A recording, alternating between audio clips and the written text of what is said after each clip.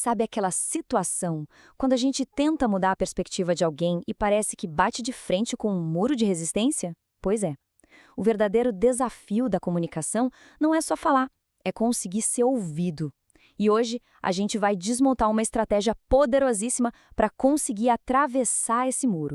Essa é a pergunta de 1 milhão, não é? Como é que se apresenta um ponto de vista que desafia o que alguém acredita ou faz, mas de um jeito que a pessoa pare para pensar em vez de já partir para o ataque? Bom, existe sim uma maneira de contornar essas defesas automáticas que todo mundo levanta. O nosso instinto, na maioria das vezes, é ir direto ao ponto, confrontar. E isso quase sempre dá errado. A estratégia que a gente vai explorar aqui é exatamente o oposto. Ela não começa com um ataque, ela começa com validação. Sabe, criando uma ponte em vez de levantar mais um muro. Primeiro, vamos só entender rapidinho por que a abordagem padrão não funciona. É simples. Quando alguém sente que suas escolhas estão sendo julgadas ou atacadas, a reação imediata é se defender. A conversa acaba antes mesmo de começar. E esse é o ponto-chave. A primeira tarefa de quem quer comunicar algo importante é garantir que o outro lado não se feche. Porque se um escudo emocional é levantado, não importa o quão lógica ou verdadeira seja a mensagem, ela simplesmente não vai chegar onde precisa. Então, como é que a gente constrói essa ponte? O primeiro passo pode até parecer estranho. Em vez de atacar a ação, a gente valida o desejo que está por trás dela. A gente reconhece a verdade na motivação da pessoa.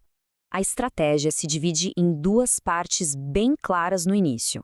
Primeiro, é preciso olhar além do comportamento e identificar qual desejo humano universal está movendo aquela pessoa. E segundo, o passo fundamental, reconhecer que esse desejo é legítimo, é algo que todo mundo sente. Usando o exemplo do carnaval que a nossa fonte traz, a gente vê desejos que todo mundo entende. Afinal, quem é que não quer sentir alegria? Quem não busca liberdade, ou pelo menos um escape das pressões do dia a dia? São impulsos humanos super normais. E olha só o poder que tem uma frase como essa. Ela desarma completamente. Em vez de uma acusação, ela oferece compreensão. Ela basicamente diz, eu entendo o que você está buscando. E essa busca, em si, não tem nada de errado. O efeito psicológico disso é imediato. As defesas caem por terra. A pessoa que já estava esperando um sermão encontra empatia. E é nessa ausência de tensão que uma conversa de verdade pode começar. A mente se abre porque não precisa mais ficar se protegendo. Ok, com a ponte construída, a estratégia muda de direção. O foco agora sai do desejo, que a gente já validou, e vai para a eficácia do método usado para satisfazer esse desejo.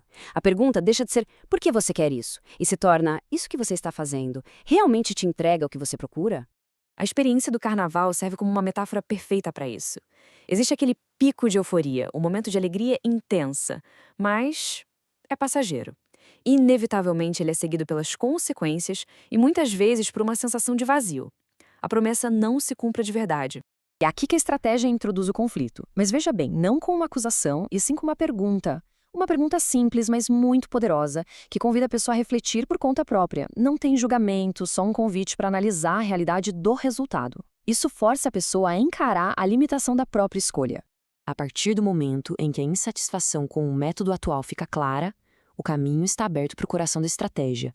Apresentar um jeito melhor de alcançar aquele desejo original, validado lá no começo. O argumento não é mais, pare de querer alegria, mas sim, olha, existe uma alegria melhor e mais duradoura. O contraste fica muito claro. De um lado, a gente tem uma oferta que é intensa, mais passageira e que no fim das contas não entrega o que promete. Do outro, uma alternativa que oferece algo mais profundo, mais estável e que satisfaz de verdade. Então, o ponto crucial é este. A nova proposta não é uma negação do desejo inicial, mas sim a realização suprema dele. É apresentar a alternativa não como um sacrifício, mas como um upgrade, uma troca de uma alegria frágil por uma alegria que realmente permanece. E agora, a gente chega no clímax da estratégia. Depois de validar, de questionar e de oferecer uma alternativa, o objetivo é levar a conversa do plano das ideias para o plano pessoal, com uma pergunta final que torna a mensagem impossível de ser ignorada. A pergunta final começa a construir um cenário hipotético, mas urgente. Começa a pintar uma imagem mental bem vívida, preparando o terreno para o impacto colocando a pessoa exatamente no auge daquela experiência que está sendo analisada, no pico da distração, da euforia momentânea, para então fazer o questionamento decisivo. E aí vem o checkmate, uma pergunta direta, binária e profundamente pessoal. Preparado ou distraído? Não tem meio termo. Ela força uma escolha interna e expõe toda a vulnerabilidade da busca por prazeres passageiros diante de algo maior. E essa é a grande lição desta análise toda. A comunicação mais eficaz não é sobre lutar contra os desejos de alguém. É sobre mostrar que os métodos que essa pessoa está usando para satisfazer esses desejos são, na verdade, uma oferta muito pobre. É validar aquele anseio por mais e, então, apresentar a única fonte que pode de fato saciar essa sede.